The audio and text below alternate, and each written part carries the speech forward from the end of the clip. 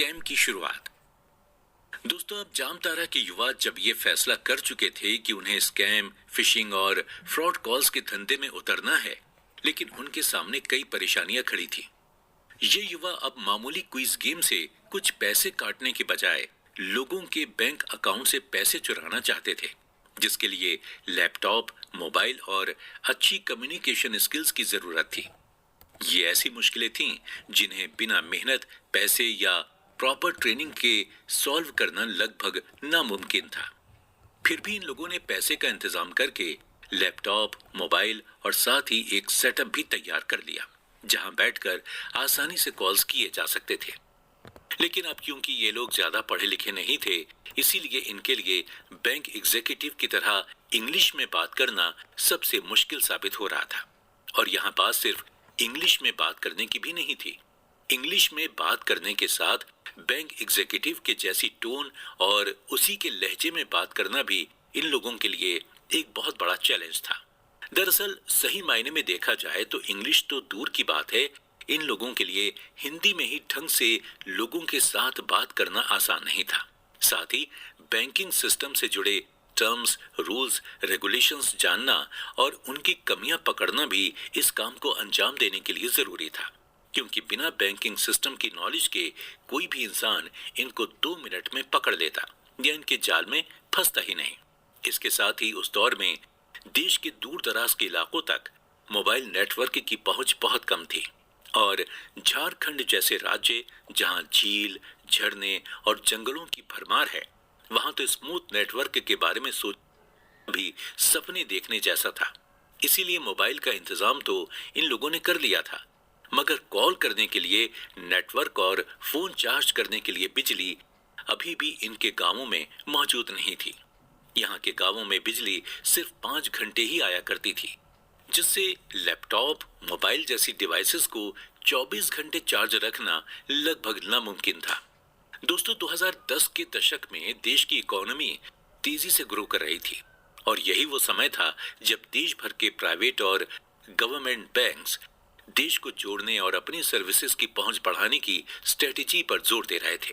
अब government banks शहर से आगे बढ़ते हुए गांव के नजदीक के कस्बों में अपनी ब्रांचेस खोल रहे थे और लोग भी घरों में पैसा रखने के बजाय अब बैंकों में पैसा रखना पसंद करने लगे थे। इसी के साथ साथ इस दौर में नौकरियों की गिनती भी बढ़ रही थी, तो लोगों के पास पैसा भी आ रहा था और ये चीज जामतारा के युवाओं के लिए एक वरदान साबित हो रही थी। जब बैंक्स की गिनती बढ़ी तो लोगों को मिलने वाली सर्विसेज में भी इजाफा हुआ। इन सर्विसेज में एटीएम कार्ड भी शामिल था और इसके साथ बैंक्स ने अपनी मार्केटिंग प्लान में हिंदी भाषा को भी जगह देना शुरू कर दिया, जो कि जामतारा के लिए एक राहत की खबर थी। यानी कि अब बैंक एग्जीक्यूटिव कॉल की शुरुआत हिंदी भाषा में बोलते हुए कर सकते थे, जबकि इससे पहले एक बैंक एग्जीक्यूटिव से ये एक्सपेक्ट किया जाता था कि वो कम से कम कॉल की शुरुआत में तो लोगों से इंग्लिश में सवाल जवाब करे और फिर लोगों के कंफर्ट के हिसाब से भाषा में बदलाव कर ले। हालांकि जामतारा के युवाओं ने इस इंग्लिश जुबान का भी तोड़ निकाल लिया था। ऐसे दौर में जब बैंकिंग सेक्टर में नए नए बदलाव आ रहे थे, तो आम लोगों के लिए इनकी नॉलेज रखना आसान नहीं था।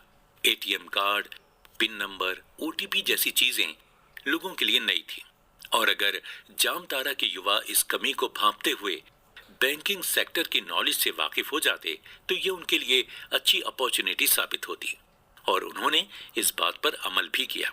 अब जैसा कि हमने पहले भी जाना कि जामतारा के युवाओं के लिए इंग्लिश बोलना कोई आसान काम तो था नहीं, ना ही उनकी पढ़ाई लिखाई इंग्लिश मीडियम स्कूलों में हुई थी।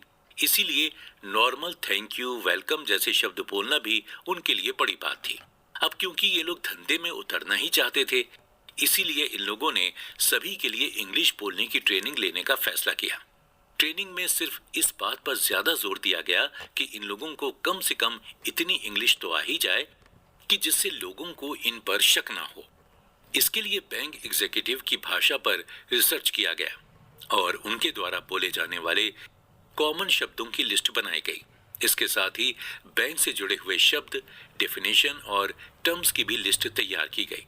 फिर इन शब्दों को इस स्कैम कॉल से जुड़े लोगों को याद कराया गया इसके साथ ही इन लोगों ने अपनी टोन और लहजे पर भी काम किया, जिससे कि ये लोग हूबहू बैंक एग्जीक्यूटिव या बैंक मैनेजर की तरह बात कर सकें। इसके बाद बारी आई लैपटॉप को इस्तेमाल करने और बैंक ट्रांजैक्शन करने की, जिसके लिए भी इन लोगों ने ट्रेनिंग ली। इसके अलावा जहां मोबाइल नेटवर्क कमजोर था, वहां पर लोगों ने एक नया तरीका ढूंढ निकाला। इन लोगों ने यह महसूस किया कि किसी पेड़ पर चढ़कर मोबाइल का नेटवर्क आसानी से कैच किया जा सकता है, और इन लोगों के लिए ये खोज भी किसी वरदान से कम नहीं थी। तो अब बचा क्या? अब तो बस बारी थी लोगों से बात करके उन्हें फंसाने की और उनसे पैसे निकलवाने की। हालांकि लोगों को फंसाना कोई बच्चों का खेल नहीं था। इसके लिए जरूरत थी एक ऐसी साइकोलॉजिकल स्ट्रेटेजी की जिससे लोगों को कंट्रोल किया जा सके। तो लोगों को कंट्रोल करने के लिए क्या स्ट्रेटेजी बनाएंगे जामतारा के युवा? क्या उनकी ट्रेनिंग लोगों के लिए, लोगों को फंसाने के लिए काफी होगी, या फिर उन्हें अंग्रेजी छोड़कर हिंदी का हाथ थामना होगा? इन सभी सवालों के जवाब आपको मिलेंगे अगले एपिसोड में।